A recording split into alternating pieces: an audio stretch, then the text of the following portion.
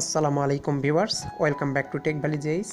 আজকে আমি একটা ছোট্ট সমাধান নিয়ে এসেছি। সেটা হচ্ছে, যদি কোনো ফাইল লেখা অবস্থায় কোনো গুরুত্বপূর্ণ ফাইল বা যেটাই হোক যদি করাপ্ট করে বা ড্যামেজ হয়ে যায়, সেই ফাইলটাকে কীভাবে পুনরুদ্ধার করা যায় সেটা নিয়ে আজকে আমার ভিডিওটি।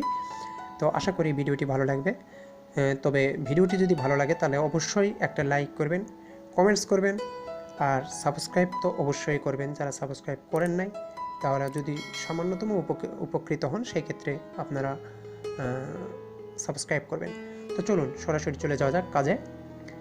আমার এই ফাইলটা ধরে নিলাম, এই ফাইলটা আমার অনেক গুরুত্বপূর্ণ। আমার এই ফাইলটা এখন করাপ্ট করেছে।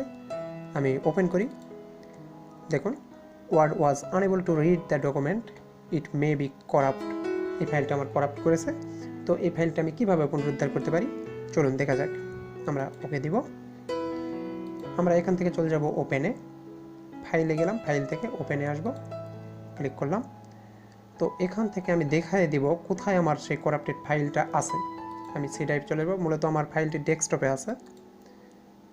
ডেস্কটপে চলে যাচ্ছি, এই ফাইলটা।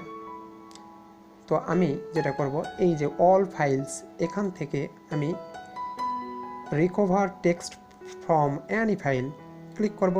তারপর এই ফাইলটা দেখাই দিব, তারপর ওপেন দিব। তো চলে এসেছে আমার করাপ্টেড ফাইলটি। তবে বলে রাখি, 100% হয়তো আপনি খুশি হবেন না, কিন্তু অবশ্যই আপনাকে স্বস্তি দিবে। আপনি অবশ্যই স্বস্তি ফিরে পাবেন।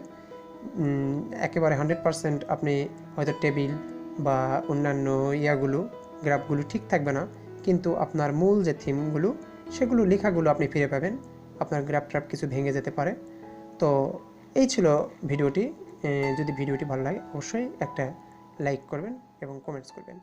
ভালো থাকবেন, সুস্থ থাকবেন।